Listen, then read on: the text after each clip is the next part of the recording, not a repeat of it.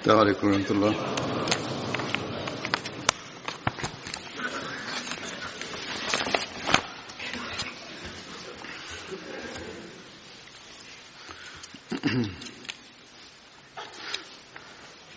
أشهد أن لا إله إلا الله وحده لا شريك له وأشهد أن محمدا عبده ورسوله أما بعد فأعوذ بالله من الشيطان الرجيم بسم الله الرحمن الرحيم الحمد لله رب العالمين الرحمن الرحيم مالك يوم الدين إياك نعبد وإياك نستعين اهدنا الصراط المستقيم صراط الذين أنعمت عليهم غير المغضوب عليهم ولا الضالين. ഇന്ന് ഞാൻ സഹാബാക്കളെ കുറിച്ച് പറയുന്നതാണ്. കഴിഞ്ഞ ഒരുപാട് കാലമായി ബദരി സഹാബാക്കളെ കുറിച്ച് പറഞ്ഞുകൊണ്ടിരിക്കുകയാണ്. ആദ്യമായി വിവരിക്കുന്നത് ഹസ്രത്ത് ഖതാദ ബിൻ നൂമാൻ അൻസാരിയെ കുറിച്ചാണ്. ഹസ്രത്ത് ഖതാദയുടെ ബന്ധം അൻസാറുകളുടെ ഗോത്രമായ ഖസ്റജിന്റെ കുടുംബമായ ബനു സഫറുമായാണ്. അദ്ദേഹത്തിന്റെ പിതാവിന്റെ പേര് ഹസ്രത്ത് നൂമാൻ ബിൻ സയ്യിദ്, മാതാവിന്റെ പേര് ഉനൈസ് ബിൻ ഖൈസ് എന്നുമായിരുന്നു. ഹസ്രത്ത് ഖതാദയുടെ വിളിപ്പേര് അബു ഉമർ എന്നത് കൂടാതെ അബു അമർ, അബു അബ്ദുള്ള എന്നും പറയപ്പെടുന്നു. ഹസ്രത്ത് ഖതാദ ഹസ്രത്ത് അബൂ സയ്യിദ് ഖുദരിയുടെ അഖിയാഫി സഹോദരൻ അഥവാ മാതാവിന്റെ ഭാഗത്തു നിന്നുള്ള സഹോദരനായിരുന്നു. ഹസ്രത്ത് ഖതാദക്ക് 70 അൻസാർ സഹാബാക്കളോടൊപ്പം ബയത്തെ അഖബയിൽ പങ്കെടുക്കുവാൻ തൗഫീഖ് ലഭിച്ചിരുന്നു. എന്നിരുന്നാലും മറ്റ് നിവേദനത്തിൽ ഇബ്നു ഇസ്ഹാഖിന്റെ അദ്ദേഹം പറയുന്നു, അഖബയിൽ പങ്കെടുത്ത അൻസാരി സഹാബാക്കളിൽ ഇദ്ദേഹം ഉണ്ടായിരുന്നില്ല എന്നാണ്, അല്ലെങ്കിൽ ഇദ്ദേഹത്തെ കുറിച്ച് പറഞ്ഞിരുന്നില്ല. ഹസ്രത്ത് ഖതാദ റസൂലുള്ളാഹി സ്വല്ലല്ലാഹു അലൈഹി വസല്ലം നിയമിച്ച അമ്പെയ്ത്തുകാരിൽ ഉൾപ്പെടുന്നു. ബദർ, ഉഹദ്, ഖന്ദഖ് അതിനുശേഷമുണ്ടായ എല്ലാ യുദ്ധങ്ങളിലും റസൂലുള്ളാഹി സ്വല്ലല്ലാഹു അലൈഹി വസല്ലമയോടൊപ്പം പങ്കെടുക്കുവാനുള്ള തൗഫീഖ് ലഭിച്ചിരുന്നു. ഉഹദ് യുദ്ധ ദിവസം ഹസ്രത്ത് ഖതാദയുടെ കണ്ണിൽ അമ്പ് ഏൽക്കുകയുണ്ടായി. കൺപോള അത് കാരണം പുറത്തു വന്നു. അദ്ദേഹം റസൂലുള്ളാഹി സ്വല്ലല്ലാഹു അലൈഹി വസല്ലം തിരുമേനിയുടെ സമക്ഷം ഹാജരായി. എന്നിട്ട് പറഞ്ഞു, അല്ലയോ അല്ലാഹുവിന്റെ ദൂതരെ, അമ്പുകൊണ്ട് എന്റെ കൺപോള പുറത്തു വന്നിരിക്കുന്നു. കാര്യം ഇതാണ്, ഞാൻ എന്റെ ഭാര്യയെ ഒരുപാട് സ്നേഹിക്കുന്നു. അവൾ എന്റെ കണ്ണുകളെ ഇത്തരത്തിൽ കാണുകയാണെങ്കിൽ എന്നെ വെറുക്കുമോ എന്ന് ഞാൻ ഭയക്കുന്നു. അദ്ദേഹം പറയുന്നു, റസൂലുള്ളാഹി സ്വല്ലല്ലാഹു അലൈഹി വസല്ലം ആ കൺപോള തന്റെ കരങ്ങളാൽ അകത്തേക്ക് തിരിച്ചു വെച്ചു, ശരിയായ സ്ഥലത്ത് അത് സ്ഥാപിച്ചു. അങ്ങനെ കാഴ്ച തിരിച്ചു കിട്ടി. വാർദ്ധക്യാവസ്ഥയിലും 2 കണ്ണുകളിൽ വെച്ച് ഈ കണ്ണിന് കൂടുതൽ ശക്തിയും കൂടുതൽ കഴിവും ഉണ്ടായിരുന്നു. ഒരു നിവേദനത്തിൽ വരുന്നു, നബി സല്ലല്ലാഹു അലൈഹി വസല്ലം ഈ കണ്ണിൽ തന്റെ ഉമിനീർ തുടച്ചിരുന്നു. അത് കാരണം 2ൽ വെച്ച് ഇത് ഭംഗിയുള്ളതായി മാറി. ഹസ്രത്ത് ഖതാദ വിവരിക്കുന്നു, അദ്ദേഹം സ്വയം തന്റെ സംഭവത്തിന്റെ വിശദീകരണം നൽകുകയാണ്. നബി സല്ലല്ലാഹു അലൈഹി വസല്ലം തിരുമേനിക്ക് ഒരു വില്ല് ഉപഹാരം എന്ന നിലയിൽ ആരോ നൽകുകയുണ്ടായി. അത് ഉഹദ് യുദ്ധ ദിവസം നബി സല്ലല്ലാഹു അലൈഹി വസല്ലം എനിക്ക് നൽകി. ഞാൻ അത് മുഖേന നബി സല്ലല്ലാഹു അലൈഹി വസല്ലമയുടെ മുന്നിൽ നിന്നുകൊണ്ട് അമ്പ് എയ്തുകൊണ്ടിരുന്നു. അങ്ങനെ വില്ലിന്റെ ചരട് അത് പൊട്ടിപ്പോയി. അത് കാരണം ഞാൻ അങ്ങയുടെ തിരുമുഖത്തിന് മുന്നിലായി തന്നെ സ്ഥാനമുറപ്പിച്ചു. സാധാരണ അബൂ തൽഹയെ കുറിച്ചാണ് ഇത് പറയുന്നത്. ഇദ്ദേഹത്തെ കുറിച്ചും ഇത് പറയുന്നുണ്ട്. പറയുന്നു, ഞാൻ മുന്നിൽ തന്നെ നിന്നു. ഏതെങ്കിലും ഒരു അമ്പ് നബി സല്ലല്ലാഹു അലൈഹി വസല്ലം തിരുമേനിയുടെ ഭാഗത്തേക്ക് വന്നു കഴിഞ്ഞാൽ ഞാൻ എന്റെ ശിരസ് ആ ഭാഗത്തേക്ക് നീക്കുമായിരുന്നു. അങ്ങനെ ഞാൻ നബി സല്ലല്ലാഹു അലൈഹി വസല്ലം തിരുമേനിയുടെ തിരുമുഖത്തിന് പരിചയായി മാറുമായിരുന്നു. പുതുതായി എന്റെ പക്കൽ ആ സമയം യാതൊരു അമ്പും തന്നെ ഉണ്ടായിരുന്നില്ല. തദവസരത്തിൽ ഒരു അമ്പ് എന്റെ കണ്ണിൽ തറച്ചു. എന്റെ കണ്ണിന്റെ പോള അടർന്നൊലിച്ച് അത് കവിൾത്തടത്തിലെത്തി. സേന ചിതറിപ്പോയിരുന്നു. എന്റെ കൈകൊണ്ട് എന്റെ കൺപോള അമർത്തിപ്പിടിച്ചു. അതിനെ തന്റെ കൈകളിൽ വെച്ചു. ഈ യുദ്ധം കാരണം സേന ചിതറിയിരുന്നു. അതിനുശേഷം പറയുന്നു, ഞാൻ കൈകൊണ്ട് അതിനെ പിടിച്ചു.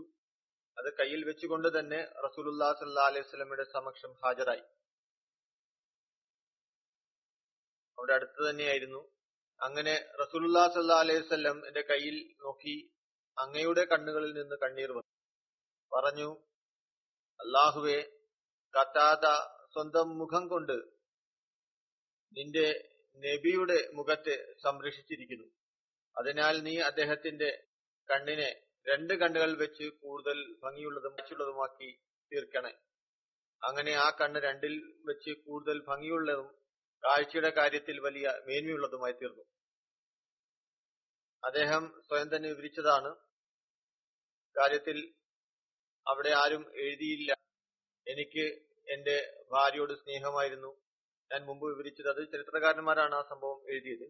സംഭവത്തിൽ കൂടുതൽ രസം ചേർക്കുന്നതിന് വേണ്ടി അല്ലെങ്കിൽ മറ്റെന്തെങ്കിലും അദ്ദേഹം നൽകിയ നിവേദനം അതിൽ തന്റെ ഭാര്യയെക്കുറിച്ച് പറയുന്നില്ല. എന്നാൽ യുദ്ധത്തിൽ കണ്ണ് പുറത്തേക്ക് വന്നു. നബി സല്ലല്ലാഹു അലൈഹി വസല്ലം തിരുമേനി അത് തിരികെ അതേ സ്ഥലത്ത് വെച്ചു. അത് വീണ്ടും ശരിയാകുകയും ചെയ്തു.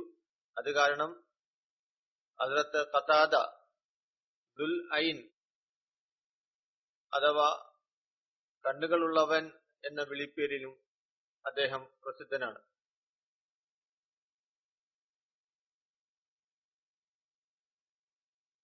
ഹദ്റത്ത് ഖതാദ ഖന്തക്കിലും മറ്റു യുദ്ധത്തിലും നബി സല്ലല്ലാഹു അലൈഹി വസല്ലമയോടൊപ്പം പങ്കെടുത്തിരുന്നു. മക്ക വിജയ സമയത്ത് ബനു സഫർ ഗോത്രത്തിന്റെ പതാക ഹദ്റത്ത് ഖതാദയുടെ കൈവശമാണ് ഉണ്ടായിരുന്നത്. ഹദ്റത്ത് ഖതാദ തന്റെ 65-ാമത്തെ വയസ്സിൽ ഹിജ്രി 23 വഫാത്തായി. ഹദ്റത്ത് ഉമർ മദീനയിൽ അദ്ദേഹത്തിന്റെ ജനാസ നമസ്കാരം നിർവഹിച്ചു. ഖബറിലേക്ക് അദ്ദേഹത്തിന്റെ മാതാവിന്റെ ഭാഗത്തു നിന്നുള്ള സഹോദരൻ ഹദ്റത്ത് അബു സഈദ് ഖുദരിയും മുഹമ്മദ് ബിൻ ഹാരിസ ബിൻ സമയും ഇറങ്ങി. മറ്റൊരു നിവേദനത്തിന്റെ അടിസ്ഥാനത്തിൽ ഹദ്റത്ത് ഉമറും ഖബറിൽ ഇറങ്ങുന്നവരുടെ കൂട്ടത്തിൽ ഉൾപ്പെട്ടിരുന്നുവെന്ന് പറയപ്പെടുന്നു. ഹദ്റത്ത് ഖതാദയുടെ ഒരു ചെറുമകൻ പേര് ആസിം ബിൻ ഉമർ എന്നാണ്. അദ്ദേഹം ജിനിയാളജിയിൽ വിദഗ്ധനായിരുന്നു. അതായത് വംശപാരമ്പര്യത്തെ കുറിച്ചുള്ള പഠനമാണ്. അദ്ദേഹത്തിൽ നിന്ന് അല്ലാമ ഇബ്നു ഇസ്ഹാഖ് ധാരാളമായ നിവേദനങ്ങൾ ചെയ്തിട്ടുണ്ട്. ഒരു നിവേദനത്തിൽ വരുന്നു, നബി കരീം സല്ലല്ലാഹു അലൈഹി വസല്ലമയുടെ പക്കൽ ഒരു വില്ലുണ്ടായിരുന്നു. അതിന്റെ പേര് ഖുതൂൻ എന്നായിരുന്നു. നബ എന്നത് ഒരു മരമാണ്. അത് ഉപയോഗിച്ചാണ് ഈ അമ്പുകൾ ഉണ്ടാക്കിയിരുന്നത്. ഈ വില്ല് ഉഹദ് യുദ്ധ ദിവസം അധികമായി ഉപയോഗിച്ച കാരണം കൊണ്ട് ഖതാദയുടെ കയ്യിൽ വെച്ച് പൊട്ടിപ്പോയി. ഹദ്റത്ത് ഖതാദ ബിൻ നുഅ്മാൻ റളിയല്ലാഹു അൻഹു പറയുന്നു, അൻസാറുകളിലെ ഒരു കുടുംബത്തെ ബനു ഉബറക് എന്ന് പറയപ്പെടുന്നു. അതിൽ 3 സഹോദരങ്ങൾ ഉണ്ടായിരുന്നു: ബിഷർ, ബുഷൈർ, മുബഷിർ. ബുഷൈർ മുനാഫിക്കായിരുന്നു. കവിതകൾ ചൊല്ലുമായിരുന്നു. കവിതകൾ മുഖേന റസൂലുള്ളാഹി സ്വല്ലല്ലാഹു അലൈഹി വസല്ലമയുടെ സഹാബാക്കളെ പരിഹസിക്കുന്നു. പ്രത്യക്ഷത്തിൽ മുസ്ലിമായിരുന്നു, എന്നാൽ ചില പ്രവൃത്തികൾ അപ്രകാരമുള്ളതായിരുന്നില്ല. പിന്നെ അവരോട് അറബികളെ കുറിച്ച് അവർ ഇങ്ങനെ പറഞ്ഞു എന്ന് പറയും.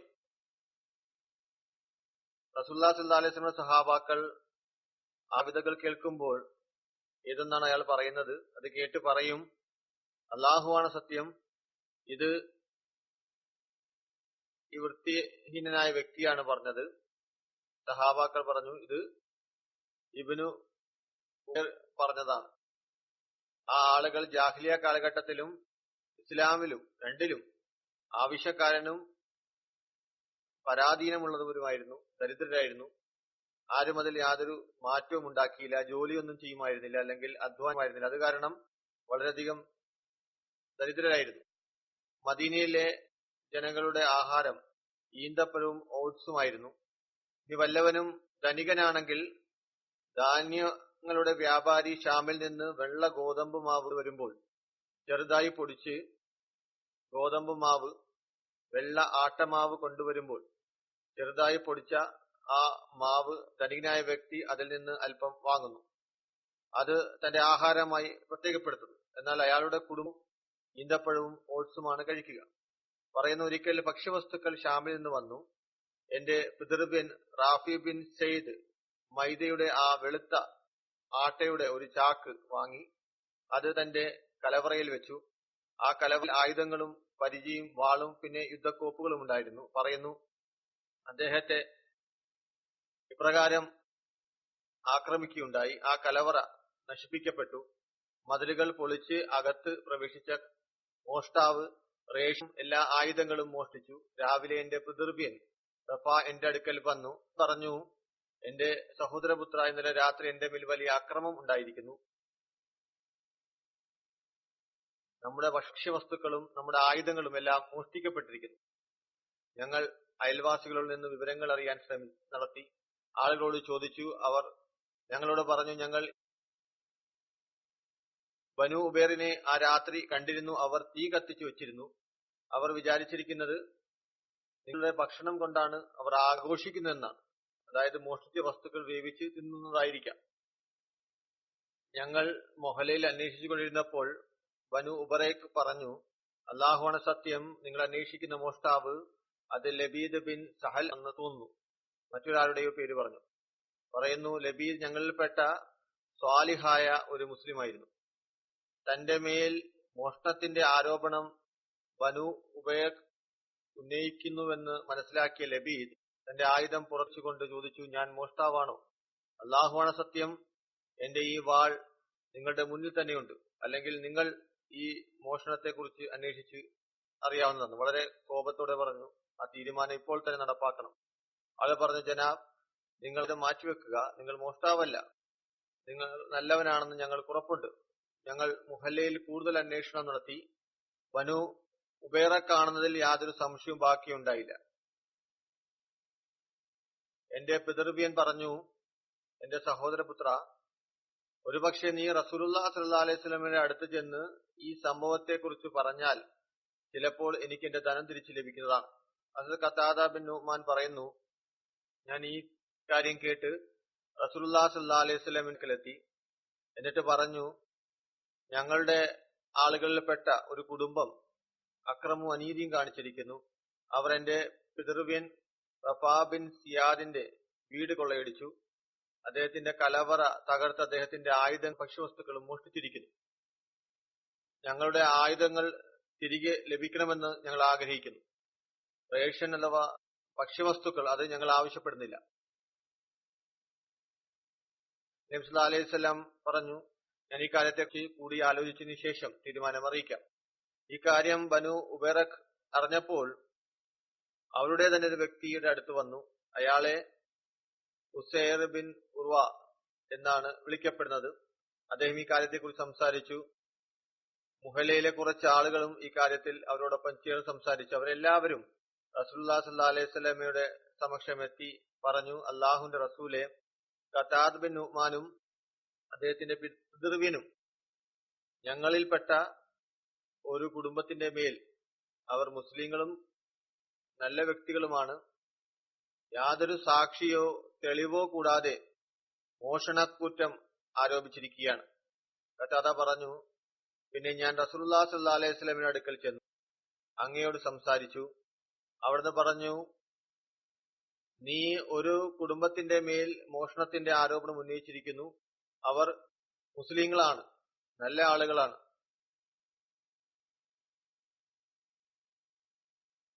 നിന്റെ പക്കൽ യാതൊരു തെളിവുമില്ല.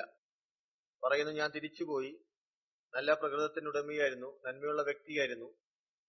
പറയുന്നു, ഞാൻ വിചാരിച്ചു ഒരുപക്ഷെ ഞാൻ ഈ കാര്യം റസൂലുള്ളാഹി സ്വല്ലല്ലാഹു അലൈഹി വസല്ലമയോട് പറയുന്നെങ്കിൽ എന്റെ ധനം എനിക്ക് നഷ്ടമായതിൽ ഇത്ര സങ്കടം ഉണ്ടാകുമായിരുന്നില്ല. നബി സല്ലല്ലാഹു അലൈഹി വസല്ലമയുടെ വാക്കുകൾ കേട്ട് ഞാൻ നബി സല്ലല്ലാഹു അലൈഹി വസല്ലമയെ പ്രയാസപ്പെടുത്തി എന്ന ചിന്ത എനിക്കുണ്ടായി. ഇനി ഞാൻ ഈ കാര്യം അങ്ങയോട് സംസാരിക്കാതെ എന്റെ ധനം നഷ്ടപ്പെട്ടാലും ശരി, എനിക്ക് കുഴപ്പമുണ്ടാകുമായിരുന്നില്ല. പറയുന്നു, എന്റെ പിതൃ സഹോദരൻ എന്റെ അടുത്ത് വന്നു പറഞ്ഞു, സഹോദരപുത്ര, നീ ഈ കാര്യത്തിൽ ഇതുവരെ എന്താണ് ചെയ്തത്? റസൂലുള്ളാഹി സ്വല്ലല്ലാഹു അലൈഹി വസല്ലം എനിക്ക് നൽകിയ മറുപടി ഞാൻ അദ്ദേഹത്തിന് നൽകി. അതായത് അദ്ദേഹത്തോട് പറഞ്ഞു. അതിൽ അദ്ദേഹം പറഞ്ഞു, നമ്മുടെ സഹായി അള്ളാഹുവാണ്.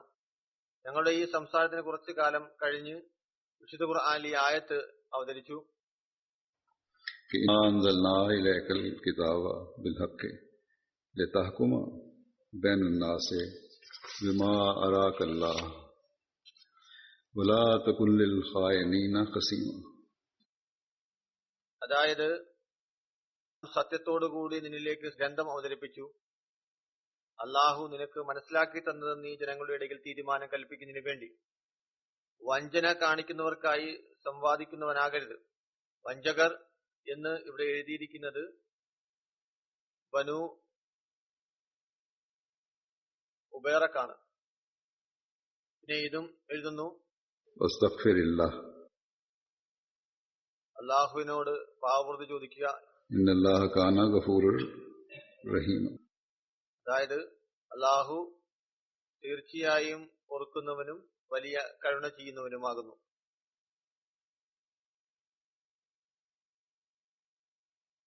പിന്നീട് അള്ളാഹു തുടർന്ന് പറയുന്നു, വലാ തുജാദിൽ അനില്ലസീന യഖ്താനൂന അൻഫുസഹും ഇന്നല്ലാഹ ലാ യുഹിബ്ബു മൻ കാന ഖവാനൻ അസീമ യസ്തഖ്ഫൂന മിനന്നാസ് വലാ യസ്തഖ്ഫൂന മിനല്ലാഹി വഹുവ മഅഹും ഇസ് യുബയ്യിതൂന മാ ലാ യർദാ മിനൽ ഖൗൽ വകാന അല്ലാഹു ബിമാ യഅമലൂന മുഹീത. أنتم هؤلاء جادلتم عنهم في الحياة الدنيا ومن يجادل الله عنهم يوم القيامة أمن يكون عليهم وكيلا.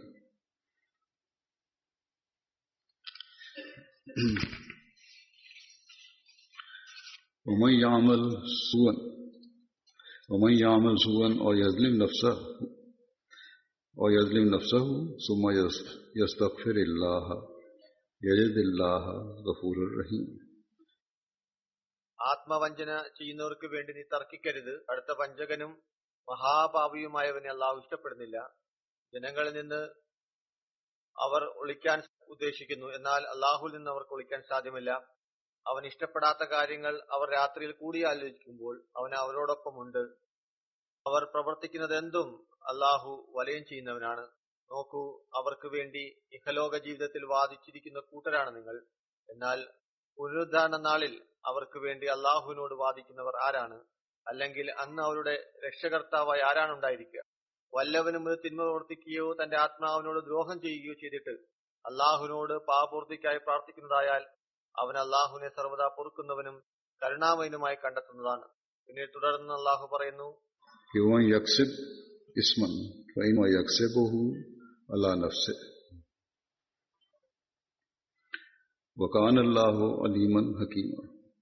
ومن يكسب خطيئة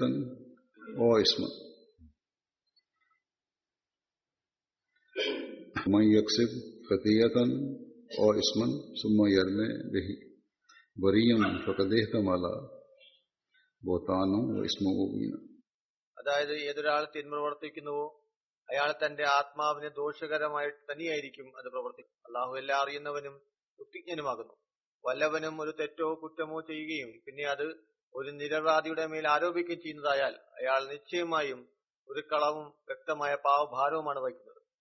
ഇതിൽ പറയുന്നു, ഇവിടെ ബനു ഉബൈറ കാര്യത്തിലേക്കാണ് സൂചന നൽകുന്നത്. കാരണം അവർ പറഞ്ഞിരുന്നത് ഞങ്ങൾ വിചാരിച്ചിരിക്കുന്ന മോഷണം ലബീദ് ബിൻ സഹലാണ് ചെയ്തതെന്നാണ്. തുടർന്ന് അല്ലാഹു പറയുന്നു, ഫളൗല ഫദ്ലുല്ലാഹി അലൈക വറഹ്മതുഹു ورحمته لهمت طائفة منهم أن يضلوك وما يضلون إلا أنفسهم وما يضرونك من شيء وأنزل الله عليك الكتاب والحكمة وعلمك ما لم تكن تعلم وكان فضل الله عليك عظيما لا خير في كثير من نجواهم إلا من أمر بصدقة أو معروف أو إصلاح بين الناس ومن يفعل ذلك ابتغاء مرضات الله فسوف نؤتيه أجرا عظيما. നിന്റെ മേൽ അല്ലാഹുവിന്റെ അനുഗ്രഹവും കാരുണ്യവും ഇല്ലാതിരുന്നുവെങ്കിൽ അവൽ ഒരു വിഭാഗം നിന്നെ നശിപ്പിക്കാൻ ദൃഢനിശ്ചയം ചെയ്തിട്ടുണ്ടായിരുന്നു. യഥാർത്ഥത്തിൽ തന്നെയല്ലാതെ മറ്റാരെയും അവർ നശിപ്പിക്കുകയില്ല. നിനക്ക് യാതൊരു ദോഷവും ഏൽപ്പിക്കുവാൻ അവർക്ക് സാധ്യമല്ല. അള്ളാഹു നിനക്ക് ഗ്രന്ഥവും തത്വജ്ഞാനവും ഇറക്കി തന്നിരിക്കുന്നു. നീ അറിയാതിരുന്നത് അവൻ നിനക്ക് പഠിപ്പിച്ചു തരികയും ചെയ്തിരിക്കുന്നു. നിന്റെ മേലുള്ള അള്ളാഹുവിന്റെ അനുഗ്രഹം മഹത്തരമാണ്. അവരുടെ കൂടിയാലോചനകൾ മിക്കതിൽ അത് നന്മയുമില്ല. ദാനധർമ്മം ചെയ്യുന്നതിലോ സൽക്കാര്യങ്ങൾക്കായോ ജനങ്ങൾക്കിടയിൽ രഞ്ജിപ്പുണ്ടാക്കുന്നതിനോ കൂടിയാലോചന ചെയ്യുന്നതൊഴിച്ച് അള്ളാഹുവിന്റെ തൃപ്തി അന്വേഷിച്ചുകൊണ്ട് ആരെങ്കിലും അങ്ങനെ ചെയ്യുന്നതായാൽ നാം അവന് മഹത്തായ പ്രതിഫലം നൽകുന്നതാണ്. ഈ ആയകൾക്ക് പിന്നെയും പല അർത്ഥങ്ങളുണ്ട്. എന്നാൽ ഈ കാര്യങ്ങൾ വെച്ച് നോക്കുമ്പോൾ അവർക്ക് അപ്രകാരം തോന്നി. കുറച്ചു കാലത്തിന് ശേഷം ഞങ്ങളുടെ കാര്യത്തെക്കുറിച്ചാണ് ഈ മുഴുവനും ആയത്ത് അവതരിച്ചതെന്ന് തോന്നലുണ്ടായി. അള്ളാഹു നബി സല്ലല്ലാഹു അലൈഹി വസല്ലം തിരുമേനിയിൽ സത്യാവസ്ഥ തുറന്നു. അതിനുശേഷം ഈ ആയത്ത് അവതരിച്ചതിന് ശേഷം ബനു ഉബൈറക്കിന്റെ മോഷണത്തിൽ യാതൊരു സംശയവും അവശേഷിച്ചില്ല. അവർക്കും കാര്യം മനസ്സിലാക്കി ഇത് ഞങ്ങളെ കുറിച്ചാണ്. അവർ മോഷണം അംഗീകരിക്കുകയും ആയുധങ്ങൾ റസൂലുള്ളാഹി സ്വല്ലല്ലാഹു അലൈഹി വസല്ലമിന്റെ സമക്ഷം ഹാജരാക്കുകയും ചെയ്തു. പിന്നീട് അതിന്റെ ഉടമ റഫാഇന് അത് തിരിച്ചു നൽകി. ഹദ്റത്ത് ഖതാദ പറയുന്നു, എന്റെ പിതൃവ്യൻ വൃദ്ധനായിരുന്നു. ഇസ്ലാം സ്വീകരിക്കുന്നതിന് മുമ്പ് ജഹാലിയ കാലഘട്ടത്തിൽ അദ്ദേഹത്തിന്റെ കാഴ്ചയ്ക്ക് കുറവ് സംഭവിച്ചിരുന്നു.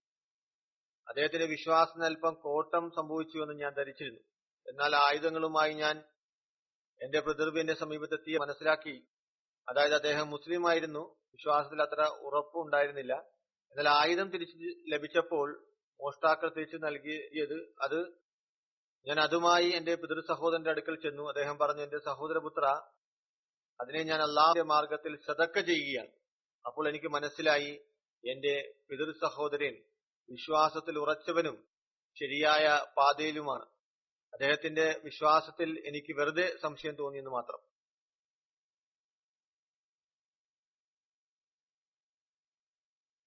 വിശുദ്ധ ഖുർആന്റെ ആയത്ത് അവതരിച്ചപ്പോൾ ബുഷൈർ എന്ന സഹോദരൻ മുമ്പ് പറഞ്ഞിരുന്നതാണ്.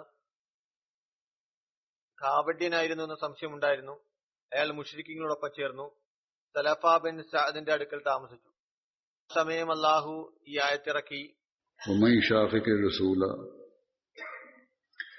يشاقق الرسول من بعد ما تبين له الهدى ويتبع غير سبيل المؤمنين نوله ما تولى ونصله جهنم وساءت مصيرا إن الله لا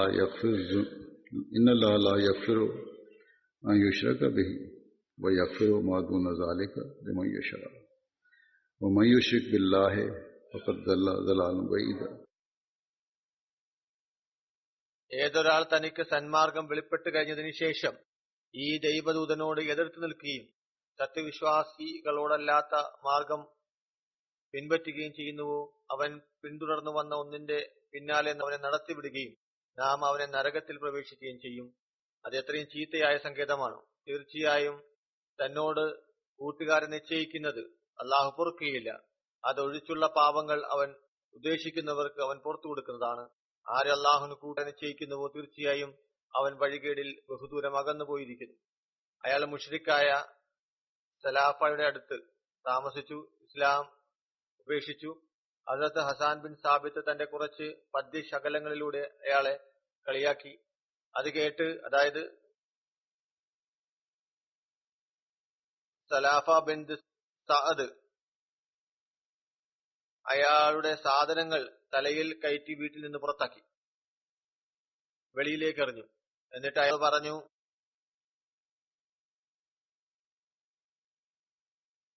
നീ എനിക്ക് ഹസാന്റെ കവിതകളാണ് പാരിതോഷികമായി നൽകിയത്. അതായത് പരിഹസിക്കപ്പെട്ടു. നീ കാരണത്താലാണ് ഞങ്ങളും അതിൽ ഉൾപ്പെട്ടത്. നീ എനിക്ക് യാതൊരു പ്രയോജനവും നൽകുന്നില്ല. അത് നിന്റെ സാധനങ്ങൾ ഇവിടെ വെക്കുകയുമില്ല. അങ്ങനെ ആ മുനാഫിഖ് അഥവാ മുശ്രിക്കിന്റെ അവസാനം സംഭവിച്ചു. പിന്നെ ഹസ്രത്ത് അബൂ സയ്യിദ് ഖുദ്രി നിവേദനം ചെയ്യുന്നു, ഹസ്രത്ത് ഖത്താദ ബിൻ നുഅ്മാൻ ഒരിക്കൽ സൂറ ഇഖ്ലാസ് പാരായണം ചെയ്തു രാത്രി കഴിച്ചുകൂടി. അത് മുഴുവൻ രാത്രിയും സൂറ ഇഖ്ലാസ് പാരായണം ചെയ്തുകൊണ്ടിരുന്നു. നബി സല്ലല്ലാഹു അലൈഹി വസല്ലം തിരുമേനിയുടെ മുന്നിൽ ആ സംഭവം പറയപ്പെട്ടപ്പോൾ അവിടുന്ന് പറഞ്ഞു, എന്റെ ജീവൻ ആരുടെ കൈകളിലാണോ അവനെ കൊണ്ട് സത്യം, സൂറ ഇഖ്ലാസ് വിശുദ്ധ ഖുർആന്റെ പകുതിയോ അല്ലെങ്കിൽ 3 തുല്യമാണ്. പിന്നീട് പറയുന്നു, ഈ കാര്യമാണ് പറഞ്ഞത്, അതായത് അള്ളാഹുവിന്റെ ഏകത്വമാണ് യഥാർത്ഥത്തിൽ വിശുദ്ധ ഖുർആൻ. വിശുദ്ധ ഖുർആനിൽ അതിനെക്കുറിച്ചുള്ള അധ്യാപനങ്ങളാണ് നമുക്ക് ലഭിക്കുന്നത്. അബൂ സലമയിൽ നിന്ന് നിവേദനം, ഹദരത്ത് അബൂ ഹുറൈറ ഞങ്ങളോട് റസൂലുള്ളാഹി സ്വല്ലല്ലാഹു അലൈഹി വസല്ലമയുടെ ഒരു ഹദീസ് വിവരിക്കാറുണ്ട്. അദ്ദേഹം ഒരിക്കൽ പറഞ്ഞു, ജുമാ ദിവസം ഒരു സമയമുണ്ട്, ഏതെങ്കിലും ഒരു മുസ്ലിമിന് അത് ലഭിക്കുന്നതായാൽ അവൻ നമസ്കരിക്കുകയോ അള്ളാഹുവിനോട് നന്മ ചോദിക്കുകയാണെങ്കിൽ അള്ളാഹു അത് അവന് തീർച്ചയായും നൽകുന്നതാണ്. അത് അബൂ ഹുറൈറ തന്റെ കൈകൊണ്ട് ആംഗ്യം കാണിച്ചു സമയം വളരെ ചുരുങ്ങിയതാണെന്ന് പറഞ്ഞു. വളരെ കുറച്ച് സമയമാണത്. പിന്നെ അബൂ ഹുറൈറ വഫാത്തായപ്പോൾ പറയുന്നു, ഞാൻ എന്റെ മനസ്സിൽ ചിന്തിച്ചു, ഒരുപക്ഷെ അത് അബൂ സയ്യിദ് ഖുദ്രിയുടെ അടുക്കൽ പോവുകയാണെങ്കിൽ അദ്ദേഹത്തോട് ആ സമയത്തെ സംബന്ധിച്ച് തീർച്ചയായും ചോദിക്കുന്നതാണ്. ഒരുപക്ഷെ അദ്ദേഹത്തിന് അതിനെക്കുറിച്ച് അറിയുമായിരിക്കും. അങ്ങനെ ഒരിക്കൽ അദ്ദേഹത്തിന്റെ സമക്ഷം ഹാജരായി. അദ്ദേഹം തന്റെ ഊന്നുവടികൾ ശരിയാക്കുന്നതായി കണ്ടു. ഞാൻ അദ്ദേഹത്തോട് ചോദിച്ചു, അല്ലയോ അബൂ സയ്യിദ്, ഇത് എപ്രകാരമുള്ള ഊന്നുവടികളാണ്? അത് താങ്കൾ ശരിയാക്കായി ഞാൻ കാണുകയുണ്ടായി. അദ്ദേഹം മറുപടി നൽകിക്കൊണ്ട് പറഞ്ഞു, ഈ ഊന്നുവടികൾ അള്ളാഹു നമുക്ക് ഒരുപാട് അനുഗ്രഹം നൽകിയിരിക്കുന്നു. റസൂലുള്ളാഹി സ്വല്ലല്ലാഹു അലൈഹി വസല്ലം ഇത് വളരെയധികം ഇഷ്ടപ്പെട്ടിരുന്നു. അവിടുന്ന് ഇതും പിടിച്ചു നടക്കാറുണ്ടായിരുന്നു. ഞാൻ ശരിയാക്കി നബി സല്ലല്ലാഹു അലൈഹി വസല്ലമയുടെ അടുക്കൽ കൊണ്ടുപോകാറുണ്ടായിരുന്നു. ഒരിക്കൽ നബി സല്ലല്ലാഹു അലൈഹി വസല്ലം പള്ളിയിൽ ഖിബ്ലയ്ക്ക് അഭിമുഖമായി ആരോ തുപ്പിയതായി കണ്ടു. ആ സമയം അങ്ങയുടെ കൈകളിൽ ഇതിൽപ്പെട്ട ഒരു ഊന്നുവടി ഉണ്ടായിരുന്നു. അദ്ദേഹം ഇത് ഉപയോഗിച്ചുകൊണ്ട് അത് വൃത്തിയാക്കിയുണ്ടായി.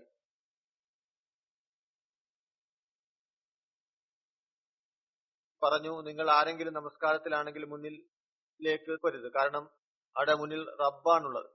അള്ളാഹുവിനെ ഹാജരായി മനസ്സിലാക്കി മുന്നിലേക്ക് നിങ്ങൾ തുപ്പരുത്. ആ സമയത്ത്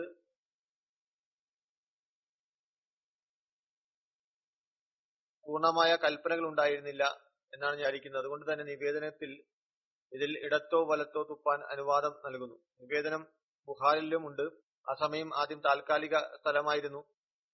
ഒന്ന് പിന്നീട് മണ്ണിട്ട് വൃത്തിയാക്കുകയുമായിരുന്നു, അല്ലെങ്കിൽ മണ്ണിനടിയിലേക്ക് തുപ്പുമായിരുന്നു. മറ്റൊരു നിവേദനം കൂടിയുണ്ട്, ശരിയായ ശിക്ഷണം കഴിഞ്ഞതിന് ശേഷം കൽപ്പനയും കൂടി വന്നു. അത് പ്രകാരമാണ്, ആർക്കെങ്കിലും തുപ്പൽ മൂക്ക് വൃത്തിയാക്കുന്ന വന്നാൽ നിങ്ങളുടെ തുണികളുടെ കഷ്ണം കൊണ്ടോ മറ്റോ വൃത്തിയാക്കൊള്ളുക. ഇപ്പോഴെങ്കിൽ റൂമാൽ, ടിഷ്യൂ എന്നിവ ലഭ്യമാണ്. പള്ളിയിലാണെങ്കിൽ ഇപ്പോൾ കാർപ്പറ്റ് വിരിച്ചിരിക്കുന്നു. അതിനർത്ഥം അതിന്റെ അടിയിൽ തുപ്പാൻ അനുവാദമുണ്ട് എന്നല്ല. ആ കാലഘട്ടത്തിൽ ഇതിൽ താൽക്കാലികമായ അനുവാദം ഉണ്ടായിരുന്നു. അതിനുശേഷം പിന്നെ കൃത്യമായ വിശദീകരണം വരികയുണ്ടായി. ഇനി ആർക്കെങ്കിലും എന്തെങ്കിലും ആവശ്യമാണെങ്കിൽ മൂക്ക് വൃത്തിയാക്കേണ്ടതോ അല്ലെങ്കിൽ കഫത്തിന്റെയോ ആവശ്യം വന്നാൽ പിന്നെ തുണിയുടെ കഷ്ണം അതിനായി ഉപയോഗിക്കേണ്ടതാണ്, പുറത്തുപോയി വൃത്തിയാക്കേണ്ടതാണ്. നിവേദകൻ പറയുന്നു,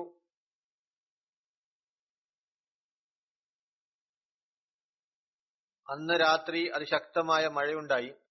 ഇശാ നമസ്കാരത്തിനായി നബി സല്ലല്ലാഹു അലൈഹി വസല്ലം അവിടെ എത്തിയപ്പോൾ പെട്ടെന്ന് ഒരു മിന്നൽ തെളിഞ്ഞു. അപ്പോൾ നബി സല്ലല്ലാഹു അലൈഹി വസല്ലമയുടെ ദൃഷ്ടി ഹസ്രത്ത് ഖത്താദ ബിൻ നുഅ്മാന്റെ മേൽ പതിഞ്ഞു. അവിടുന്ന് പറഞ്ഞു, അല്ലയോ ഖത്താദ, നീ രാത്രി ഈ സമയം എന്താണ് ചെയ്യുന്നത്? അദ്ദേഹം പറഞ്ഞു, അള്ളാഹുവിന്റെ റസൂലെ, എനിക്കറിയാമായിരുന്നു മഴ വളരെയധികമുള്ള കാരണം കുറച്ച് ആളുകൾ മാത്രമായിരിക്കും നമസ്കാരത്തിന് വേണ്ടി വരിക. ഞാൻ വിചാരിച്ചു ഞാൻ നമസ്കാരത്തിൽ പങ്കെടുക്കുന്നത്, അതുകൊണ്ട് ഞാൻ ആദ്യം എത്തിച്ചേർന്നതാണ്. നബി സല്ലല്ലാഹു അലൈഹി വസല്ലം പറഞ്ഞു, നീ നമസ്കരിച്ചു കഴിഞ്ഞാൽ കുറച്ചു സമയം ഇവിടെ നിൽക്കുക, ഞാൻ നിന്റെ അടുത്തുകൂടെ കടന്നു പോകുന്നവരെ. അങ്ങനെ നമസ്കാരം നിർവഹിച്ചു. അതിനുശേഷം നബി കരീം സല്ലല്ലാഹു അലൈഹി വസല്ലം ഹസ്രത്ത് ഖതാദക്ക് ഒരു ഊന്നുവടി നൽകിക്കൊണ്ട് പറഞ്ഞു, ഇതെടുത്തുകൊള്ളുക, ഇത് നിന്റെ 10 അടി മുന്നിലും 10 അടി പിന്നിലും പ്രകാശം നൽകുന്നതാണ്. പിന്നെ നീ നിന്റെ വീട്ടിൽ പ്രവേശിക്കുമ്പോൾ അവിടെ എവിടെയെങ്കിലും ഏതെങ്കിലും കോണിൽ മനുഷ്യന്റെ നിഴൽ കാണുകയാണെങ്കിൽ അയാളോട് സംസാരിക്കുന്നതിന് മുമ്പ് തന്നെ ഈ വടി കൊണ്ടടിക്കുക, അത് പിശാചാകുന്നു. അങ്ങനെ അദ്ദേഹം അപ്രകാരം ചെയ്തു. അബൂ സയ്യിദ് പറയുന്നു, അതുകൊണ്ട് നാം ഈ ഊന്നുവടികളെ ഇഷ്ടപ്പെടുന്നു. ഈ വടികൾ സല്ലല്ലാഹു അലൈഹി വസല്ലം നമുക്കിയതാണ്. അതിനെ പ്രത്യേകമായി നന്നാക്കി കൊണ്ടിരുന്നു, അവിടുന്ന് ഉപയോഗിച്ചിരുന്നു, പിന്നെ തിരിച്ചു നൽകുമായിരുന്നു, അല്ലെങ്കിൽ ഉപഹാരം എന്ന നിലയിൽ നൽകുമായിരുന്നു. ഈ ഊന്നുവടികൾ വലിയ അനുഗ്രഹങ്ങളുണ്ട്, അതുകൊണ്ടാണ് ഇതിനെ ഞാൻ ശരിയാക്കി വെക്കുന്നത്. പിന്നെ അബൂ സലമ പറഞ്ഞു, അല്ലെ അബൂ സയ്യിദ്, ഹസ്രത്ത് അബൂ ഹുറൈറ ഞങ്ങളോട് ഈ ഒരു സമയത്തെ സംബന്ധിച്ച് ഹദീസ് കേൾപ്പിച്ചിരുന്നു. അത് ജുമാ ദിവസവുമായാണ് വരുന്നത്. അവിടെ ചെന്നത് ഈ ചോദ്യം ചോദിക്കാനായിരുന്നു. എന്നാൽ സാന്ദർഭികമായി അവിടെ ഊന്നുവടികൾ ഒരുമിച്ച് കൂട്ടുന്നത് അല്ലെങ്കിൽ അറേഞ്ച് ചെയ്യുന്നത് കാണുകയുണ്ട്. അതുകൊണ്ട് അതിന്റെ വിശദീകരണം വിവരിച്ചു. ഇപ്പൊ തന്റെ ചോദ്യത്തിലേക്ക് തിരിച്ചു വന്നിരിക്കുകയാണ്. ഹസ്രത്ത് അബൂ ഹുറൈറ ഞങ്ങളുടെ നിവേദനത്തിലെ ജുമാ ദിവസത്തെ സമയത്തെ സംബന്ധിച്ച് പറയുകയുണ്ടായി. അങ്ങേക്ക് ആ സമയത്തെക്കുറിച്ച് അറിവുണ്ടോ? ഏതിലാണ് ദുആ സ്വീകരിക്കപ്പെടുന്നത്? അപ്പോൾ അദ്ദേഹം പറഞ്ഞു, ഞാൻ നബി കരീം സല്ലല്ലാഹു അലൈഹി വസല്ലമയോട് നമസ്കാരത്തെ കുറിച്ച് അന്വേഷിച്ചിരുന്നു. നബി സല്ലല്ലാഹു അലൈഹി വസല്ലം പറഞ്ഞു,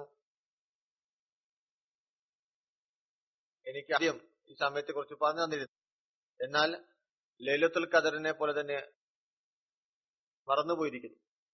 അബൂ സലമ പറയുന്നു, പിന്നീട് ഞാൻ അവിടെ നിന്ന് പുറപ്പെട്ട് അബൂ സലാമിന്റെ അടുക്കൽ പോയി. മുസ്നദ് അഹമ്മദ് ഹംബലിന്റെ നിവേദനം വിവരിക്കുകയുണ്ടായി. അതിൽ ജുമാ ദിവസത്തിലെ സമയത്തെക്കുറിച്ച് പറയുകയുണ്ടായി. സമയത്തെക്കുറിച്ച് വിവിധ നിവേദനങ്ങളുണ്ട്. ആ നിവേദനങ്ങൾ വ്യത്യസ്തമായ 3 സമയങ്ങളെ കുറിച്ച് മനസ്സിലാകുന്നു. ആദ്യ സമയം ജുമായുടെ ഇടയിൽ വരുന്നതാണ്. രണ്ടാമത്തേത് ദിവസത്തിന്റെ അവസാന സമയത്ത് വരുന്നു. വിവിധ നിവേദനങ്ങളാണ് അതിനെക്കുറിച്ച് വിവരിക്കുന്നത്. മൂന്നാമത്തേത് അസർ നമസ്കാരത്തിന് ശേഷം വരുന്നു. അബൂ ഹുറൈറ നിവേദനം, റസൂലുള്ളാഹി സ്വല്ലല്ലാഹു അലൈഹി വസല്ലം ജുമാ ദിവസത്തെ കുറിച്ച് പറയുകയുണ്ടായി. പറഞ്ഞു, അതിലൊരു സമയമുണ്ട്, അത് മുസ്ലിമായ ഒരു ദാസന് ആ സമയം ലഭിക്കുമ്പോൾ അപ്പോൾ നമസ്കാരം നിർവഹിക്കാണോ അല്ലെങ്കിൽ ഇതിൽ എന്താണ് അള്ളാഹുവിനോട് അവൻ ചോദിക്കുന്നത്, അത് തീർച്ചയായും അവന് ലഭിക്കുന്നതാണ്. അദ്ദേഹം തന്റെ കൈകൊണ്ട് ആംഗ്യത്തിലൂടെ കാണിച്ചു. ആ സമയം വളരെ ചെറുതാണ്, വളരെ കുറച്ചു സമയമാണ്. പിന്നെ ഒരു സഹീഹ് മുസ്ലിമിൽ നിന്നുള്ള നിവേദനമാണ്. ഖുർദാ ബിൻ അബു മൂസ അശ്അരി നിവേദനം ചെയ്യുന്നു. പറയുന്ന, അബ്ദുല്ലാ ബിൻ ഉമർ എന്നോട് പറഞ്ഞു, നീ നിന്റെ പിതാവിൽ നിന്ന് റസൂലുള്ളാഹി സ്വല്ലല്ലാഹു അലൈഹി വസല്ലം ജുമാ ദിവസത്തെ ഒരു സമയത്തെ കുറിച്ച് പറഞ്ഞ ഹദീസ് ഉണ്ട്. അദ്ദേഹം പറഞ്ഞു, അതെ, ഞാൻ കേട്ടിട്ടുണ്ട്. അദ്ദേഹം പറഞ്ഞു, ഞാൻ റസൂലുള്ളാഹി സ്വല്ലല്ലാഹു അലൈഹി വസല്ലം ഇബ്രാഹിം പറയുന്നതായി കേട്ടു. ആ സമയം ഇമാം ഇരിക്കുന്നത് മുതൽ നമസ്കാരം അവസാനിക്കുന്നതിന് ഇടയിലാണ് ഉണ്ടാവുന്നത്. പിന്നെ മറ്റൊരു നിവേദനത്തിൽ ഹസ്രത്ത് അബ്ദുല്ലാ ബിൻ സലാം വിവരിക്കുന്നു,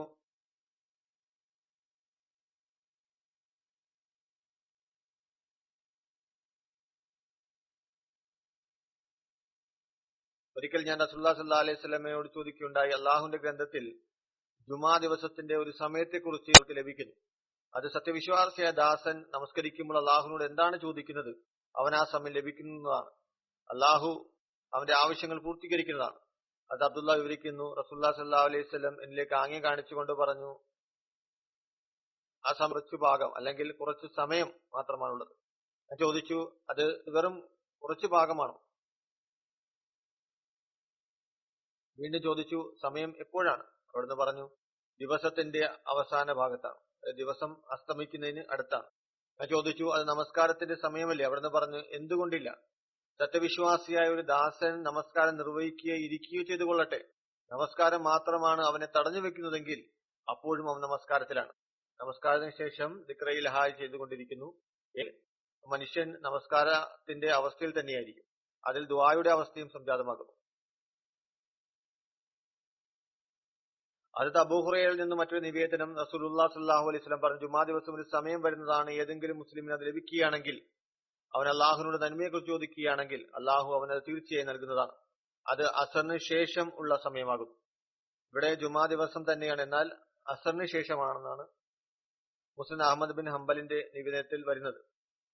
മറ്റൊരു നിവേദനത്തിൽ പറയുന്നു, അബൂ സൽമ ഈ സമയത്തെ സംബന്ധിച്ച് ചോദിച്ചു. റസൂലുള്ളാഹി സ്വല്ലല്ലാഹു അലൈഹി വസല്ലം പറഞ്ഞു, ആഖിരി സഅത്ത് ഫിന്നാർ, അതായത് ആ സമയം ദിവസത്തിന്റെ അവസാനത്തെ സമയങ്ങളിൽ ഉൾപ്പെടുന്നു. ഇതിനെ വിശദീകരിക്കൊണ്ട് ഒരു സ്ഥലത്ത് തഫ്സീറിൽ ഹദ്റത്ത് മുസ്ലിം മൗദ് റളിയല്ലാഹു അൻഹു വിവരിക്കുന്നു, ജുമായും റമളാനും പരസ്പരം സാമ്യത പുലർത്തുന്നു. ജുമായും റമളാനും പരസ്പരമായൊരു ബന്ധമുണ്ട്. ജുമായും ദുആ സ്വീകാര്യതയുടെ ദിനമാണ്, റമളാനും ദുആ സ്വീകരിക്കുന്ന മാസമാണ്.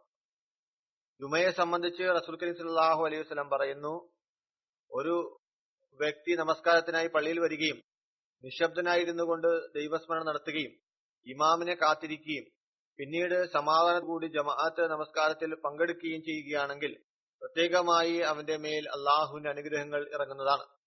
പിന്നെ ഒരു സമയം ജുമായിൽ വരുന്നതാണ്, അതിൽ മനുഷ്യൻ ദുആ ചെയ്യുകയാണെങ്കിൽ അത് സ്വീകരിക്കപ്പെടുന്നതാണ്. ഹദ്റത്ത് അബൂ ഹുറൈറ നിവേദനം ചെയ്യുന്നു, റസൂലുള്ളാഹി സ്വല്ലല്ലാഹു അലൈഹി വസല്ലം ജുമയെ സംബന്ധിച്ച് പറയുകയുണ്ടായി, അതിനൊരു സമയമുണ്ട്, അതിൽ മുസ്ലിമായ ഒരു ദാസൻ ആ സമയം നമസ്കാരം നിർവഹിച്ചുകൊണ്ട് ആ സമയം ലഭിക്കുകയാണെങ്കിൽ ഏതൊന്നാണ് അവൻ അള്ളാഹുവിനോട് ചോദിക്കുന്നത്, തീർച്ചയായും അത് അവന് നൽകപ്പെടുന്നതാണ്. അവിടുന്ന് കൈകൾ കൊണ്ട് ആംഗ്യത്തുല പറഞ്ഞു, അതിന്റെ സമയം വളരെ ചെറുതാണ്. ബുഖാരിയിലും ഈ ഹദീസ് അബൂ ഹുറൈറ വിവരിച്ചു എന്ന് മുമ്പ് പറഞ്ഞിരുന്നതാണ്. അദ്ദേഹം എഴുതുന്നു, ദൈവിക നിയമത്തിന്റെ അടിസ്ഥാനത്തിൽ ഈ ഹദീസിനെ പിന്നെ വ്യാഖ്യാനിക്കേണ്ട നിർബന്ധമാണ്. ദുആ സ്വീകരിക്കപ്പെടുന്ന ദുആ എന്നത് അള്ളാഹുവിന്റെ നിയമത്തിന്റെയും അള്ളാഹുവിന്റെ ചര്യയുടെ അടിസ്ഥാനത്തിൽ ചെയ്യുന്ന ദുആകളാണ്. അള്ളാഹുവിന്റെ നിയമത്തിനും അള്ളാഹുവിന്റെ ചര്യക്കും അടിസ്ഥാനത്തിൽ തെറ്റായ ദുആകൾ ഒരിക്കലും സ്വീകരിക്കപ്പെടുകയില്ല. സുന്നത്ത് അനുസരിച്ചുള്ള അനുവദനീയമായിട്ടുള്ള ദുആകൾ അത് സ്വീകരിക്കപ്പെടുന്നതാണ്. അള്ളാഹുവിന്റെ നിയമം അനുസരിച്ച് എവിടെയാണ് വലിയ അനുഗ്രഹമുള്ളത് അത് നേടിയെടുക്കാൻ എളുപ്പമുള്ള കാര്യമല്ല. ജുമായുടെ സമയം ഏകദേശം ആദ്യം രണ്ടാമത്തെ ബാങ്ക് അത് തൊട്ടു മുമ്പ് മുതൽ ആരംഭിച്ച് സലാം വീട്ടുന്നത് വരെയാകുന്നു. ഇനി ഒരു പക്ഷേ രണ്ട് സമയങ്ങളും അത് കൂട്ടിച്ചേരുകയാണെങ്കിൽ ജുമാ ഖുതുബ ചെറുതാണെങ്കിലും ശരി ആ സമയം അരമണിക്കൂറായി മാറുന്നു. ഇനി ഖുതുബ ദീർഘമുള്ളതാണെങ്കിൽ അത് 1.5 മണിക്കൂർ വരെ ചെന്നെത്തുന്നു. ഈ 1 മണിക്കൂർ അല്ലെങ്കിൽ 1.5 മണിക്കൂറിനുള്ളിൽ ആ സമയം വരുന്നു. മനുഷ്യൻ ചെയ്യുന്ന ദുആ സ്വീകരിക്കപ്പെടുന്നത് അപ്പോഴാണ്. എന്നാൽ ഈ 90 മിനിറ്റ് സമയം ആദ്യത്തെ മിനിറ്റിലാണോ ദുആ സ്വീകരിക്കപ്പെടുന്നത്, അതോ രണ്ടാമത്തെ മിനിറ്റിലാണോ ദുആ സ്വീകരിക്കപ്പെടുന്നത്, അതോ മൂന്നാമത്തെ മിനിറ്റിലാണോ സ്വീകരിക്കപ്പെടുന്നത്? ഈ 90 മിനിറ്റിന്റെ അവസാനത്തിൽ പോലും ഏത് മിനിറ്റിലാണ് ദുആ സ്വീകരിക്കപ്പെടുന്ന സമയം എന്ന് മനുഷ്യനറിയില്ല. അങ്ങനെ ഈ 90 മിനിറ്റിലും ദുആ സ്വീകാര്യതയെ പറ്റി അന്വേഷിച്ചുകൊണ്ടിരിക്കേണ്ടതാണ്. ഈ 90 മിനിറ്റ് തുടർച്ചയായി ദുആ ചെയ്യേണ്ടതാണ്. ശ്രദ്ധ നിലനിർത്തുക എന്നത് അത് എല്ലാവർക്കും കഴിയുന്ന ഒരു ജോലിയല്ല, മറിച്ച് പ്രയാസകരമായ കാര്യമാകുന്നു. ഹദ്റത്ത് മുസ്ലിം മൗദ് എഴുതുന്നു, ചില ആളുകൾ 5 മിനിറ്റിൽ പോലും അവരുടെ ശ്രദ്ധയെ നിലനിർത്താൻ സാധിക്കാത്തവരാണ്.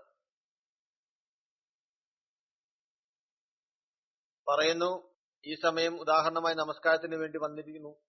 മനുഷ്യർ അങ്ങോട്ടും ഇങ്ങോട്ടും ദൃഷ്ടി പായിച്ചു കൊണ്ടിരിക്കുന്ന ഞാൻ ചില ആളുകളെ കണ്ടു. അവർ സുന്നത്ത് നമസ്കാരങ്ങൾ നിർവഹിക്കുകയാണ്. പെട്ടെന്ന് തന്നെ അവരുടെ കണ്ണുകൾ അങ്ങോട്ടും ഇങ്ങോട്ടും ഓടിമറിയുന്നു.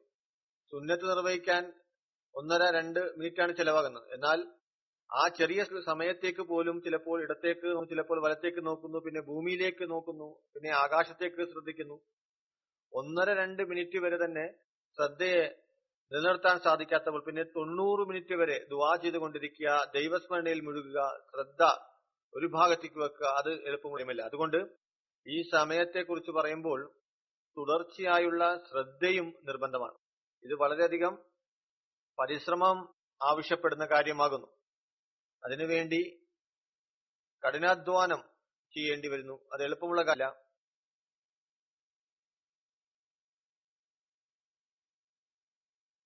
അല്ലാതെ നാം ദുആ ചെയ്ത് മിനിറ്റ് കൊണ്ട് സ്വീകരിക്കപ്പെട്ടു എന്നല്ല. മനുഷ്യനറിയില്ല എപ്പോഴാണത് സ്വീകരിക്കപ്പെടുക.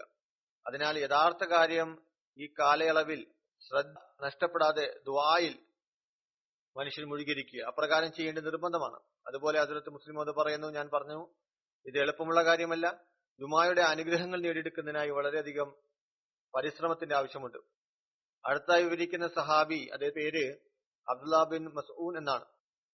ഹസ്രത്ത് അബ്ദുല്ല ബിൻ മസ്ഊന്റെ ബന്ധം ഖുറൈശികളുടെ ഗോത്രമായ ബനു ജമാഉമായാണ്. അദ്ദേഹത്തിന്റെ മാതാവിന്റെ പേര് സുലൈഹ ബിന്ത് അംബസ് എന്നായിരുന്നു. ഹസ്രത്ത് ഉസ്മാൻ ബിൻ മസ്ഊൻ, ഹസ്രത്ത് ഖുദാമ ബിൻ മസ്ഊൻ, ഹസ്രത്ത് സായിബ് ബിൻ മസ്ഊൻ എന്നിവർ അദ്ദേഹത്തിന്റെ സഹോദരങ്ങളായിരുന്നു. ഇവർ എല്ലാവരും ബന്ധത്തിന്റെ അടിസ്ഥാനത്തിൽ അബ്ദുല്ല ബിൻ ഉമറിന്റെ മാതൃ സഹോദരങ്ങളായിരുന്നു. കാരണം ഹസ്രത്ത് ഉമർ ഇവരുടെ സഹോദരി സൈനബ് ബിൻ മസ്ഊനെ വിവാഹം ചെയ്തിരുന്നു. യസീദ് ബിൻ മാൻ നിവേദനം ചെയ്യുന്നു, ഹസ്രത്ത് അബ്ദുല്ല ബിൻ മസ്ഊൻ ഹസ്രത്ത് ഖുദാമ ബിൻ മസ്ഊനും നബി സല്ലല്ലാഹു അലൈഹി വസല്ലം തിരുമേനി ദാറുൽ അർഖമിൽ പോകുന്നതിന് മുമ്പ് തന്നെ, അതായത് അവിടെ ചെന്ന് ഇസ്ലാമിലേക്ക് ക്ഷണിക്കുന്നതിന് മുമ്പ് തന്നെ ഇസ്ലാം സ്വീകരിച്ചിരുന്നു.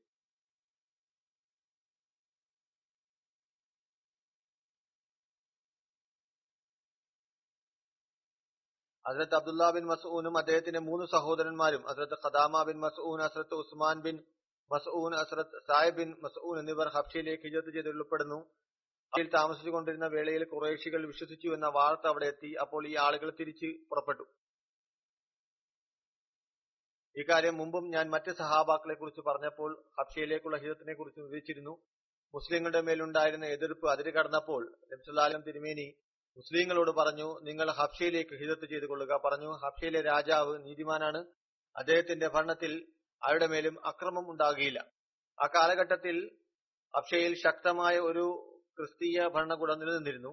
അവിടെയുള്ള രാജാവിനെ നജാഷി എന്നാണ് വിളിച്ചിരുന്നത്. അങ്ങനെ നബി സല്ലല്ലാഹു അലൈഹി വസല്ലമയുടെ നിർദ്ദേശപ്രകാരം നുബുവത്തിന്റെ 5-ാം കൊല്ലം റജബ് മാസം 11 പുരുഷന്മാരും 4 സ്ത്രീകളും ഹബ്ശയിലേക്ക് ഹിജ്റത്ത് ചെയ്തു. അവർ ഹബ്ശയിലേക്ക് ഹിജ്റത്ത് ചെയ്തപ്പോൾ ഭാഗ്യവശാൽ അവർ മക്കയിൽ നിന്ന് തെക്ക് ഭാഗത്ത്, അക്കാലത്ത് യാത്ര ശുഅബ എന്ന സ്ഥലത്തെത്തിയപ്പോൾ, അന്ന് അത് അറബികളുടെ ഒരു വ്യാവസായിക മേഖലയായിരുന്നു. അല്ലാഹുവിന്റെ അനുഗ്രഹത്താൽ അവിടെ ഒരു ചരക്ക് കപ്പൽ യാത്രയ്ക്കായി പൂർണ്ണമായും സജ്ജമായി കഴിഞ്ഞിരുന്നു. അങ്ങനെ അവർ വളരെ സമാധാനത്തിൽ അതിൽ യാത്ര ചെയ്തു. കപ്പൽ പുറപ്പെട്ടു. ഹബ്ശയിൽ ചെന്ന് അവർ വലിയ സമാധാനത്തോടുകൂടി കഴിയുവാൻ തുടങ്ങി. അല്ലാഹുവിന്റെ സഹായത്താൽ ഖുറൈശികളുടെ അക്രമത്തിൽ നിന്ന് അവർക്ക് മോചനം ലഭിച്ചു. എന്നാൽ പിന്നീട് ചില ചരിത്രകാരന്മാർ വിവരിക്കുന്നു, മുമ്പും അതിനെക്കുറിച്ച് ഞാൻ പറഞ്ഞതാണ്, അവർ വാർത്ത കേട്ട് തിരിച്ചു വന്നു. അതായത് മുഹാജിറുകൾ ഹബ്ശയിലെത്തി അധിക നാൾ കഴിഞ്ഞിരുന്നില്ല. ഒരു വ്യാജ വാർത്ത പരന്നു, എല്ലാ ഖുറൈശികളും മുസ്ലിങ്ങളായിരിക്കുന്നു, മക്ക പരിപൂർണ സമാധാനത്തിലായി കഴിഞ്ഞിരിക്കുന്നു. ഈ വാർത്തയുടെ ഫലമായി അധിക മുഹാജിറുകളും യാതൊന്നും ആലോചിക്കാതെ തിരിച്ചു പുറപ്പെട്ടു. അങ്ങനെ ഇവർ മക്കയിലെ അടുത്ത് എത്തിയപ്പോൾ മനസ്സിലായി ഈ വാർത്ത തെറ്റായിരുന്നു. ഹബ്ശയിൽ നിന്ന് മുഹാജിറുകളെ തിരിച്ചു കൊണ്ടുവരാനുള്ള അവിശ്വാസികളുടെ ഒരു തന്ത്രമായിരുന്നു. ഇപ്പോൾ വലിയ പ്രശ്നം എല്ലാ മുസ്ലിങ്ങൾക്കും അഭിമുഖീകരിക്കേണ്ടതായി വന്നു. മറ്റൊരു മാർഗവും അവർക്കുണ്ടായിരുന്ന, ചിലർ വഴിയിൽ തന്നെ തിരിച്ചുപോയി, ചിലർ നേതാക്കന്മാരുടെ അഭയത്തിൽ മക്കയിൽ പ്രവേശിച്ചു. എന്നാൽ അതും അധിക നാൾ നീണ്ടുനിന്നില്ല. ഖുറൈശികളുടെ പീഡനങ്ങൾ വർദ്ധിച്ചുകൊണ്ടേയിരുന്നു. മുസ്ലിങ്ങൾക്ക് മക്കയിലെ ഒരു സ്ഥലത്തും രക്ഷയുണ്ടായിരുന്നില്ല. അതിൽ നബി സല്ലല്ലാഹു അലൈഹി വസല്ലം ഹിജ്റത്ത് ചെയ്യാൻ വീണ്ടും നിർദ്ദേശം നൽകി. അങ്ങനെ രണ്ടാമതും മുസ്ലിങ്ങൾ രഹസ്യമായി ഹിജ്റത്തിന് വേണ്ടി തയ്യാറെടുപ്പ് നടത്തുകയുണ്ടായി. അങ്ങനെ അവസരം ലഭിക്കുന്നത് അനുസരിച്ച് അവർ മക്കയിൽ നിന്ന് പുറപ്പെടാൻ തുടങ്ങി. അങ്ങനെ ഹിജ്റത്തിന്റെ പരമ്പര വീണ്ടും തുടങ്ങി. അവസാനം ഹബ്ശയിലെത്തിയ മുഹാജിറുകളുടെ എണ്ണം ഏകദേശം 100 വരെ എത്തി. അതിൽ 18 സ്ത്രീകളും ബാക്കി പുരുഷന്മാരുമായിരുന്നു. അത്തരത്തിലാണ് രണ്ടാമത്തെ ഹിജ്റത്ത് സംഭവിച്ചത്. ഹസ്രത്ത് അബ്ദുള്ളയെ കുറിച്ച് പറയപ്പെടുന്നു, ആദ്യ ഹിജ്റത്തിൽ അദ്ദേഹം പങ്കെടുത്തു, എന്നാൽ അതിന് തിരിച്ചു വന്നിരുന്നു. ഇനി രണ്ടാമത് അദ്ദേഹം തിരിച്ചു പോയതിനെ കുറിച്ച് യാതൊരു അറിവും ലഭിക്കുന്നില്ല. എന്നാൽ മദീനയിലേക്ക് അദ്ദേഹം ഹിജ്റത്ത് ചെയ്തു എന്ന് പറയപ്പെടുന്നു. അത് അബ്ദുല്ലാ ബിൻ മസൂദ് മദീനയിലേക്ക് ഹിജ്റത്ത് ചെയ്ത് മദീനയിൽ എത്തിയപ്പോൾ നബി സല്ലല്ലാഹു അലൈഹി വസല്ലം തിരുമേനി അദ്ദേഹത്തിനും സഹൽ ബിൻ ഉബൈദ് അൻസാരിയുമായി സഹോദരി ബന്ധം സ്ഥാപിച്ചു. ഒരു നിവേദനത്തിന്റെ അടിസ്ഥാനത്തിൽ ഹസ്രത്ത് അബ്ദുല്ലാ ബിൻ മസ്ഊദ് ഹസ്രത്ത് ഉത്ബ ബിൻ ആമിറുമായിട്ട് സഹോദര ബന്ധം സ്ഥാപിച്ചതെന്ന് പറയപ്പെടുന്നു. ഹസ്രത്ത് അബ്ദുല്ലാ ബിൻ മസ്ഊദ് തന്റെ 3 സഹോദരന്മാർ ഹസ്രത്ത് ഉസ്മാൻ ബിൻ മസ്ഊദ്, ഹസ്രത്ത് ഖുദാമ ബിൻ മസ്ഊദ്, ഹസ്രത്ത് സായിബ് ബിൻ മസ്ഊദ് എന്നിവരുമായി ബദർ യുദ്ധത്തിൽ റസൂലുള്ളാഹി സ്വല്ലല്ലാഹു അലൈഹി വസല്ലമയോടൊപ്പം പങ്കെടുത്തു. ഹസ്രത്ത് അബ്ദുല്ലാ ബിൻ മസ്ഊദ് ബദർ യുദ്ധം കൂടാതെ ഉഹദ്, ഖന്തക് പോലുള്ള എല്ലാ യുദ്ധങ്ങളിലും റസൂലുള്ളാഹി സ്വല്ലല്ലാഹു അലൈഹി വസല്ലമയോടൊപ്പം പങ്കെടുത്തു. ഹസ്രത്ത് അബ്ദുല്ലാ ബിൻ മസ്ഊദ് ഹസ്രത്ത് ഉസ്മാന്റെ ഖിലാഫത്ത് കാലത്ത് ഹിജ്രി 30 തന്റെ 60ാമത്തെ വയസ്സിൽ വഫാത്തായി. അല്ലാഹു ഈ സഹാബാക്കളുടെ പദവികൾ ഉയർത്തിക്കൊണ്ടേ ഇരിക്കുമാറാകട്ടെ.